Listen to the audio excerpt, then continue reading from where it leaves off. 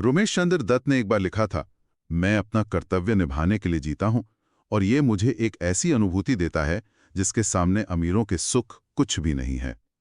कर्तव्य और अंतरात्मा, यही कश्मकश मुझे लगता है आज की हमारी चर्चा के बिल्कुल केंद्र में है। बिल्कुल।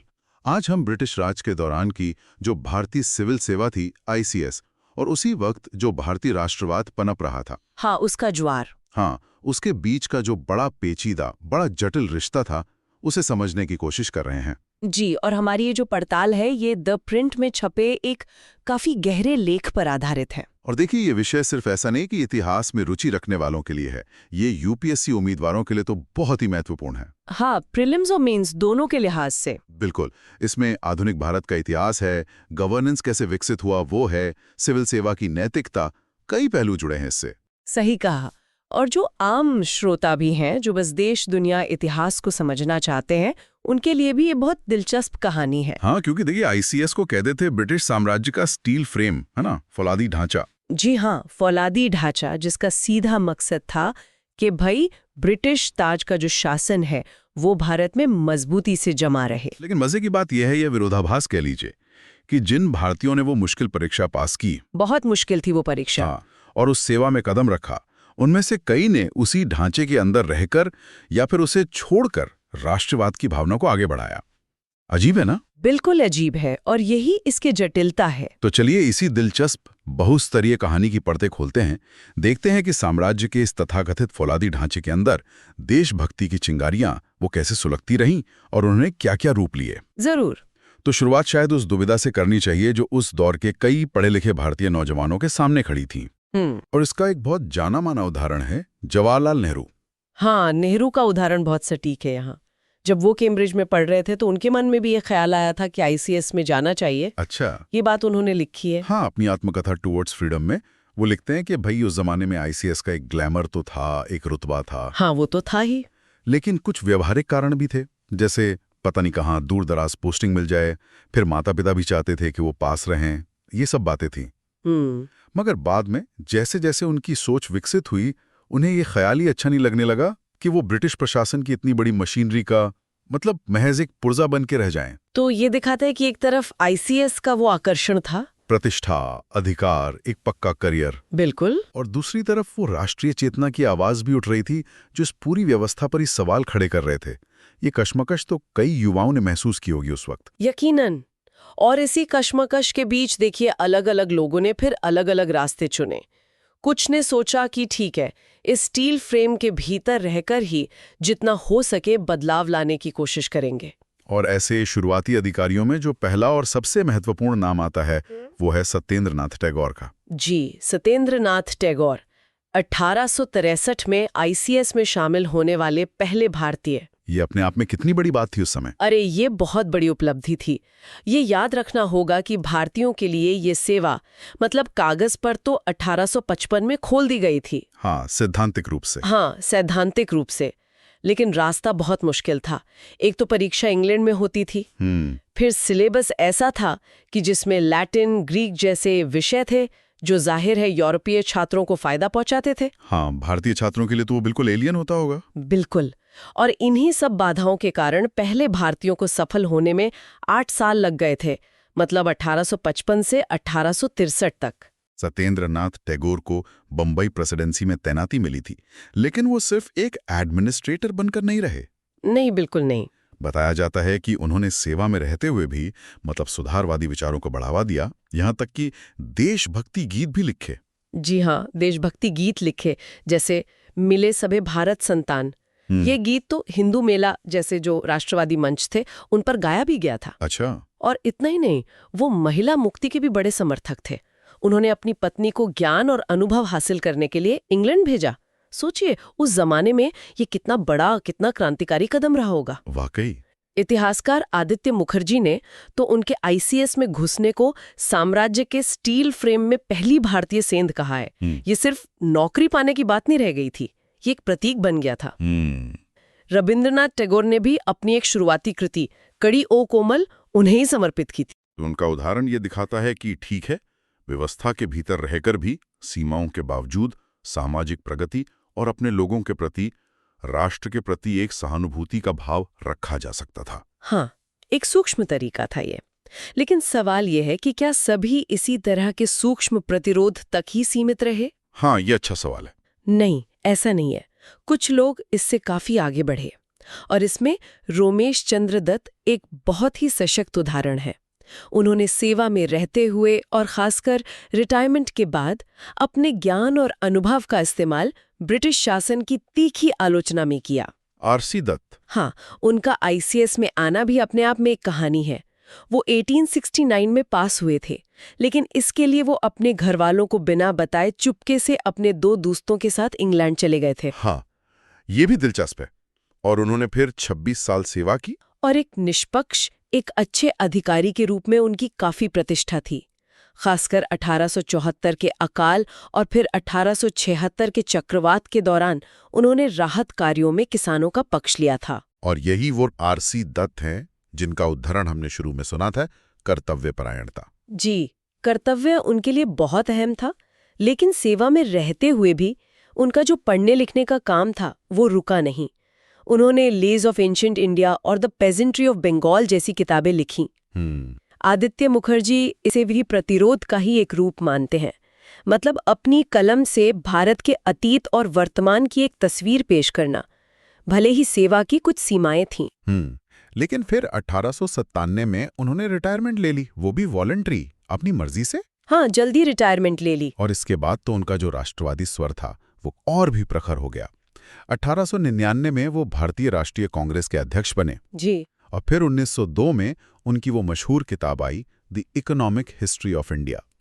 इस किताब का क्या महत्व था उस समय? अरे, ये किताब तो एक मील का पत्थर साबित हुई। इसमें दत्त ने पूरे तथ्यों और आंकड़ों के साथ ब्रिटिश राज की जो आर्थिक नीतियां थीं उनका पर्दाफाश किया। उन्होंने दिखाया कि कैसे उन नीतियों ने भारत को गरीब बनाया। ये एक तरह से दादा भाई नौरोजी का जो धन की निकासी या ड्रेन ऑफ वेल्थ का सिद्धांत था। हाँ, ड्रेन थ्योरी, उसको और मजबूती देती थी। नौरोजी ने बताया था कि कैसे भारत का पैसा इंग्लैंड जा रहा है, और दत्त ने और विस्तार से दिखाया कि ये कैसे हो रहा था। जैसे सिंचाई की बजाय रेलवे पर ज्यादा जोर देना, ताकि ब्रिटेन का माल भारत के अंदरूनी हिस्सों तक आसानी से पहुंच सके। अच्छा। और कैसे भारतीय खेती और जो पारंपरिक उद्योग थे उन्हें जानबूझकर कमजोर किया गया। उन्होंने अपनी किताब की प्रस्तावना में जॉन स्टुअर्ट मिल का एक कथन भी कोट किया था। क्या था वो? कि एक व्यक्ति का दूसरे व्यक्ति पर शासन जैसी कोई चीज मौजूद नहीं है और ना हो सकती है। मतलब ये तो सीधे सीधे ब्रिटिश शासन की वैधता पर ही सवाल उठाना था। बाप रे! यानी दत्त ने पहले स्टील फ्रेम के अंदर रहकर अनुभव बटोरा और फिर उसी अनुभव और ज्ञान का इस्तेमाल उस फ्रेम की बुनियाद पर सवाल उठाने के लिए कर दिया। बिल्कुल, बहुत शक्तिशाली तरीका था ये। लेकिन एक और समकालीन थे उनके, जिनका रास्ता बिल्कुल अलग रहा, सुरेंद्रनाथ बनर्जी। हाँ, सुरेंद्रनाथ बनर्जी। वो भी आरसी दत्त के साथ ही इंग्लैंड गए थे और 1871 में आईसीएस में शामिल हुए। लेकिन उनका तजुर्बा एकदम अलग था। क्या हुआ उनके साथ? उन्हें सेवा में आने के महज 3 साल बाद 1874 में नौकरी से निकाल दिया गया, बर्खास्त कर दिया गया। सिर्फ 3 साल में? क्यों? आधिकारिक वजह तो बताई गई कि कोई न्यायिक आदेश देने में उनसे मामूली सी देरी हो गई थी। लेकिन बनर्जी ने अपनी आत्मकथा अ नेशन इन मेकिंग में लिखा है कि इसके पीछे नस्लीय भेदभाव था और उनके जो अंग्रेज साथी थे उनकी ईर्ष्या थी। ओह, ये तो उनके लिए जाहिर है बहुत बड़ा झटका रहा होगा। पर क्या इसने उन्हें तोड़ दिया या? नहीं, बिल्कुल नहीं। बल्कि उन्होंने अपनी आत्मकथा में लिखा कि ये बर्खास्तगी उनके लिए एक तरह से राहत जैसी थी, एक मुक्ति थी। मुक्ति कैसे? उन्होंने महसूस किया कि अब वो ब्रिटिश सरकार की नौकरी के बंधनों से आज़ाद हैं और अब वो अपना पूरा जीवन पूरी तरह से राष्ट्र की सेवा में लगा सकते हैं। अच्छा। और उन्होंने ठीक वैसा ही किया। वो सीधे राजनीति में कूद पड़े। इंडियन नेशनल एसोसिएशन की स्थापना की, जो बाद में कांग्रेस में मिल गई। 2 बार वो कांग्रेस के अध्यक्ष भी बने। उन्होंने द बंगाली अखबार का संपादन किया और अपने तीखे लेखों की वजह से उन्हें जेल भी जाना पड़ा। उनको लोग राष्ट्रगुरु कहने लगे थे। राष्ट्रगुरु। और उनके प्रयासों का एक बड़ा नतीजा शायद वो बंगाल विभाजन का रद्द होना भी था। जी हाँ, माना जाता है कि 1905 में जो बंगाल का विभाजन हुआ था उसे 1912 में रद्द करवाने में उनकी बहुत महत्वपूर्ण भूमिका थी। तो बैनर्जी का मामला ये दिखाता है कि कैसे व्यवस्था से बाहर धकेले जाने पर भी राष्ट्रवाद की आवाज और बुलंद हो सकती थी। सही कहा। उनका रास्ता दत्त से अलग था, पर दोनों ने ही अपने अपने तरीकों से राष्ट्रवाद में बहुत अहम योगदान दिया। बिल्कुल। और फिर एक ऐसा उदाहरण आता है जिसने न सिर्फ सेवा को छोड़ा बल्कि उसे पूरी तरह से सिरे से खारिज कर दिया। सुभाष चंद्र बोस। हाँ, नेताजी सुभाष चंद्र बोस। उनकी कहानी तो और भी ज्यादा नाटकीय लगती है ना? बेहद नाटकीय। असल में सुभाष चंद्र बोस आईसीएस में जाना ही नहीं चाहते थे। अच्छा? हाँ, उन पर परिवार का, खासकर उनके पिता का बहुत दबाव था। उनके पिता ने शर्त रख दी थी कि भाई अगर कैम्ब्रिज जाना है पढ़ने तो आईसीएस परीक्षा की तैयारी गंभीरता से करनी पड़ेगी। बोस ने मन मारकर हामी भर दी। और नतीजा? सिर्फ 8 महीने की तैयारी और 1920 की परीक्षा में पहली ही कोशिश में चौथा स्थान। ये कैसे मुमकिन हुआ? अद्भुत है ये। और इतिहासकार चंद्रचूड़ घोष बताते हैं कि संस्कृत के पेपर में शायद अनुवाद कॉपी करने में उनसे कोई चूक हो गई थी, वरना उनकी रैंक और भी ऊपर आ सकती थी। सोचिए जरा। लेकिन इस जबरदस्त कामयाबी के बावजूद बोस का मन कहीं और ही लगा हुआ था। घोष के मुताबिक नतीजा आने से पहले ही उन्होंने अपने बड़े भाई शरद चंद्र बोस को चिट्ठी में लिख दिया था कि वो किसी विदेशी सरकार की नौकरी नहीं करेंगे। अरे! हालांकि माता पिता को ये बात बताने की हिम्मत वो उस वक्त तुरंत नहीं जुटा पाए। वो तो जाहिर है बहुत उत्साहित थे कि उनका बेटा इस स्वर्ग जनित सेवा, हेवन बोर्न सर्विस में जा रहा है। हाँ, उस समय तो ये बहुत बड़ी बात मानी जाती थी। फिर उन्होंने इस्तीफा कब और कैसे दिया? प्रोबेशन तो किया होगा। हाँ, कुछ समय तक वो अपेक्षाओं के दबाव में रहे। उन्होंने कैम्ब्रिज में अपनी जो परिवीक्षा अवधि होती है, प्रोबेशन पीरियड, हाँ, ट्रेनिंग का समय, जी, सेवा में पक्का होने से पहले का जो प्रशिक्षण और निगरानी का समय होता है, वो पूरा भी किया। लेकिन उनका मन लगातार देश सेवा की तरफ खिंच रहा था। वो पहले से ही चित्तरंजन दास जैसे बड़े राष्ट्रवादी नेताओं के संपर्क में थे। कांग्रेस को कैसे दोबारा खड़ा किया जाए, इस पर अपने विचार भी उनसे साझा कर रहे थे। और आखिरकार अप्रैल 1921 में उन्होंने आईसीएस से इस्तीफा दे दिया। अप्रैल 1921। इस इस्तीफे का क्या असर हुआ? क्या ये कोई आम बात थी उस समय? नहीं, बिल्कुल नहीं। ये एक असाधारण घटना थी।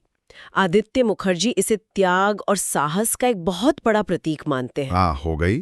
और इसने ऑक्सफोर्ड और कैम्ब्रिज में जो भारतीय छात्र थे उनके बीच एक जबरदस्त बहस छेड़ दी कि क्या आईसीएस वाकई एक सार्थक लक्ष्य है या ये बस ब्रिटिश हुक्मरानों के हुक्म मानने वाले ऊंची तनख्वाह वाले क्लर्क बनना है। ये सवाल तो उठना ही था। बोस ने एक मिसाल कायम की, लेकिन जैसा चंद्रचूड़ घोष बताते हैं, इस मिसाल पर चलना आसान नहीं था। बाद में सिर्फ एक और नाम आता है, हरि विष्णु कामत का, जिन्होंने 1937 में राष्ट्रीय आंदोलन में शामिल होने के लिए आईसीएस छोड़ा। बोस का कदम उस समय के लिहाज से बहुत ही साहसिक और अनूठा था। तो हमने देखा कि एक ही सेवा, आईसीएस, और उसके प्रति कितने अलग अलग रवैये थे। सत्येंद्रनाथ टैगोर का भीतर रहकर सुधार का प्रयास, जी, आरसी दत्त की वो विद्वत्तापूर्ण आलोचना, हाँ, कलम से प्रतिरोध, सुरेंद्रनाथ बैनर्जी का बर्खास्तगी के बाद मुखर राष्ट्रवाद, और फिर सुभाष चंद्र बोस का पूरी तरह से अस्वीकार। बिल्कुल। ये दिखाता है कि भारतीय राष्ट्रवाद कितना बहुआयामी था, कितने अलग अलग चेहरे थे उसके। हाँ, और ये पैटर्न शायद समय के साथ बदला भी। हाँ, ये पैटर्न विकसित हुआ। आदित्य मुखर्जी का मानना है कि 1930 और 40 के दशक तक आते आते स्थिति और बदल चुकी थी। कई जो सेवारत भारतीय सिविल सेवक थे, उनकी सहानुभूति और यहाँ तक कि निष्ठा भी राष्ट्रवादी पक्ष की ओर झुकने लगी थी। अच्छा? हाँ, कुछ के बारे में तो ये भी कहा जाता है कि उन्होंने 1942 का जो भारत छोड़ो आंदोलन था, उस दौरान राष्ट्रवादी नेताओं को उनकी होने वाली गिरफ्तारी की गुप्त सूचनाएं तक दी। अरे वाह, ये तो बड़ी बात है। जी। तो ये जो विरासत है, ये जो कर्तव्य और राष्ट्र के प्रति निष्ठा के बीच संतुलन बनाने की चुनौती है, क्या ये आज भी प्रासंगिक है? मुझे याद है हाल ही में यूपीएससी के अध्यक्ष अजय कुमार ने भी कुछ इसी तरह की बात कही थी। हाँ, उन्होंने इशारा किया था कि राष्ट्रीय संकट के समय, चाहे वो आज़ादी की लड़ाई हो या हाल की कोविड-19 महामारी, सिविल सेवकों ने समाज की ज़रूरतों को अनसुना नहीं किया है।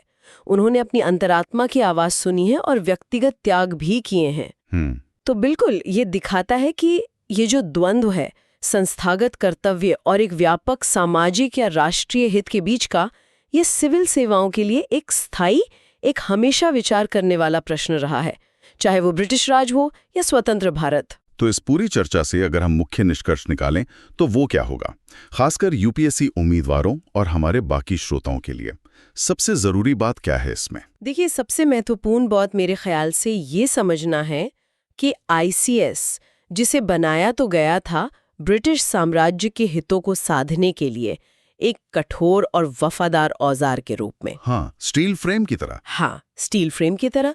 लेकिन वही आईसीएस भारतीय अधिकारियों के लिए एक बहुत जटिल, एक विरोधाभासी क्षेत्र बन गया। उन्होंने अपने कर्तव्य, अपनी पहचान और अपने राष्ट्रवाद के बीच संतुलन साधने के लिए अलग-अलग रणनीतियां अपनाई।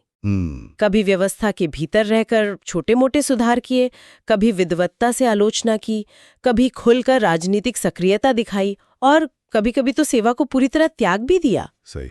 ये दिखाता है कि राष्ट्रवाद की जो भावना है वो अप्रत्याशित जगहों पर भी अपनी राह बना लेती है और अलग-अलग रूपों में सामने आती है। और यूपीएससी उम्मीदवारों के लिए ये नैतिकता, कर्तव्य और राष्ट्रीय हित के बीच संतुलन का जो ऐतिहासिक संदर्भ है, उसे समझने में मदद करता है। और ये संदर्भ आज भी उतना ही प्रासंगिक है। ये वाकई में सोचने वाली बात है, बहुत गहरा है ये। और यहीं से एक विचारणीय प्रश्न भी उठता है, जो हमारे श्रोता आगे सोचने के लिए इस्तेमाल कर सकते हैं। ये जो हमने ऐतिहासिक तनाव देखा राज्य की मशीनरी की सेवा करने और एक व्यापक राष्ट्रीय या सामाजिक चेतना के प्रति जिम्मेदार होने के बीच का, हाँ, वो आज स्वतंत्र भारत की सिविल सेवाओं में किस तरह से नजर आता है और उसे कैसे संतुलित किया जाता है या किया जाना चाहिए? ये एक बहुत गहरा सवाल है। इस पर यकीनन मनन किया जाना चाहिए। हमें उम्मीद है कि यूपीएससी की तैयारी करने वाले उम्मीदवारों को और इतिहास और शासन प्रणाली में रुचि रखने वाले सभी श्रोताओं को इस विश्लेषण से कुछ नई बातें, कुछ नई अंतर्दृष्टि जरूर मिली होगी। जी, और यदि आपको हमारी ये गहन पड़ताल, ये चर्चा पसंद आई तो कृपया इसे लाइक करें, हमारे चैनल को सब्सक्राइब करें ताकि आप ऐसी और भी चर्चाओं से जुड़े रह सकें। हाँ, और अगर आपके मन में कोई सवाल हैं या कोई विचार हैं इस विषय पर, तो नीचे टिप्पणी अनुभाग में उन्हें हमारे साथ साझा जरूर करें। बिल्कुल।